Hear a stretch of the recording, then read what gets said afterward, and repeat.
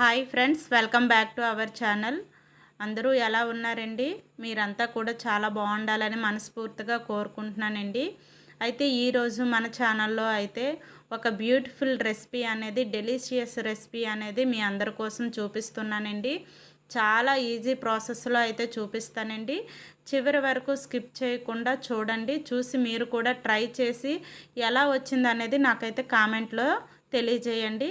అయితే ముందుగా మన ఛానల్ని ఎవరైతే విజిట్ చేసిన వాళ్ళు ఉన్నారో ప్లీజ్ లైక్ చేసి సబ్స్క్రైబ్ అయితే చేసుకోండి. అలాగే మీ ఫ్రెండ్స్ కూడా షేర్ చేసి సపోర్ట్ చేస్తారని కోరుకుంటున్నానండి. ఓకే ఫ్రెండ్స్, అయితే మనం ఈ రెసిపీలోనికి అయితే వెళ్ళిపోదామండి. అయితే ఈ సమ్మర్లో మనకి ఎక్కువగా లభించేవి అయితే మామిడి పళ్ళే కదండి. ఈ మామిడి పళ్ళతో రకరకాల రెసిపీస్ అనేవి మనం ప్రిపేర్ చేసుకోవచ్చు. అందులో ఇదొక రెసిపీ అండి. చాలా డెలిషియస్ రెసిపీ అండి. చాలా టేస్టీగా ఉంటుంది. చాలా ఈజీ ప్రాసెస్ కూడానండి. కొంతమంది చాలా ఎక్కువ ప్రాసెస్ ఏమో అని భయపడుతూ ఉంటారు కదా, అది ఏమీ కాదండి. చాలా ఈజీ ప్రాసెస్ చూపిస్తున్నాను చూడండి.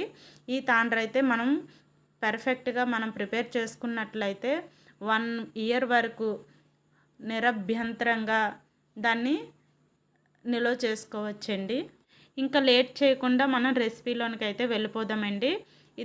దీన్ని తయారు చేయడం కోసం అయితే ఒక 4-5 మామిడి పళ్ళను తీసుకొని వాటిని మిక్సీ పట్టుకోవాలండి. వాటర్ అయితే యాడ్ చేసుకోకూడదు. వాటర్ యాడ్ చేసుకున్నట్లయితే మనకి అంత పర్ఫెక్ట్గా అయితే రాదండి. సో వాటర్ యాడ్ చేయకుండానే మనం మిక్సీ పట్టి ఆ జ్యూస్ని పక్కన పెట్టుకోవాలండి. పెట్టుకున్న తర్వాత ఒక కళాయి పెట్టుకొని అందులో కొద్దిగా నెయ్యిని అయితే యాడ్ చేసుకోవాలి. ఒక 2 స్పూన్స్ నెయ్యినైతే యాడ్ చేసుకోవాలండి. యాడ్ చేసుకున్న తర్వాత మిక్సీ పట్టుకున్న మ్యాంగో జ్యూస్ని యాడ్ చేసుకోవాలండి. యాడ్ చేసుకున్న తర్వాత ఒక 5 మినిట్స్ పాటు బాగా కలుపుతూ ఉండాలన్నమాట. అలా కలపడం వలన ఏంటంటే అడుగు పట్టకుండా జ్యూస్ అంతా కూడా స్మూత్గా తయారవుతుంది. అలా తయారైన తర్వాత మనం పంచదార కానీ లేదంటే బెల్లమైనా యాడ్ చేసుకోవచ్చండి. కానీ ఇక్కడ ఏంటంటే మనకి మ్యాంగోసే చాలా స్వీట్గా ఉంటాయి కాబట్టి మనం దానికి టేస్ట్ తగ్గట్టుగానే మనం కొద్దిగానే పంచదార అయినా బెల్లమైనా యాడ్ చేసుకోవాలండి. లేదు అంటే చాలా ఎక్కువ స్వీట్ అనేది యాడ్ అయిపోతుంది కాబట్టి చూసుకొని యాడ్ చేసుకోండి. అలాగే ఇందులో మీకు నచ్చినట్లయితే ఇలాచీ పౌడర్ను కూడా యాడ్ చేసుకుంటే ఇంకా బాగుంటుందండి.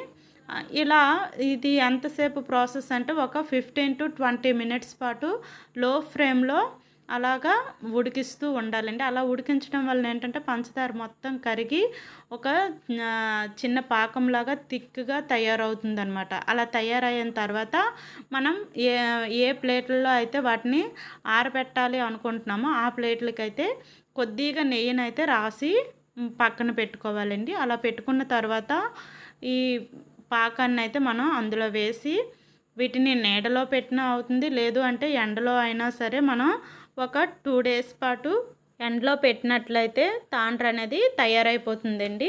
తయారయిన తర్వాత దాన్ని ఈ విధంగా మనం కట్ చేసుకోవాలండి. బాగా ముక్కలుగా షేప్ వచ్చే విధంగా కట్ చేసుకుని దాన్ని మనం ఒక బాక్స్లో నిలవ పెట్టుకున్నట్లయితే అది ఒక 1 ఇయర్ పాటు నిలవ ఉంటుందండి. చూడండి ఫ్రెండ్స్, ఈ విధంగా అయితే నేను కట్ చేసుకున్నాను. ఇలా కట్ చేసుకున్న వాటిని నేను బాక్స్లో అయితే స్టోర్ చేసుకున్నానండి. ఇది తినడానికైతే చాలా టేస్టీగా ఉంటుంది. అలాగే మనం ఇంట్లో తయారు చేసుకునేది కాబట్టి చాలా హెల్తీ కూడానండి. మనం ఎక్కువ ఇక్కడైతే షుగర్ని యాడ్ చేయలేదు కాబట్టి ఎవరైనా సరే తినొచ్చండి. చాలా బాగుంటుందండి. మీరు కూడా ట్రై చేయండి. ట్రై చేసి ఏ విధంగా వచ్చిందనేది కామెంట్ అయితే పెట్టండి ఫ్రెండ్స్. కానీ చాలా బాగుంటుంది. చాలా ఈజీ ప్రాసెస్ కూడాను. చూడండి, చూసారు కదా ఫ్రెండ్స్, ప్రాసెస్ అయితే కంప్లీట్ అయిపోయింది.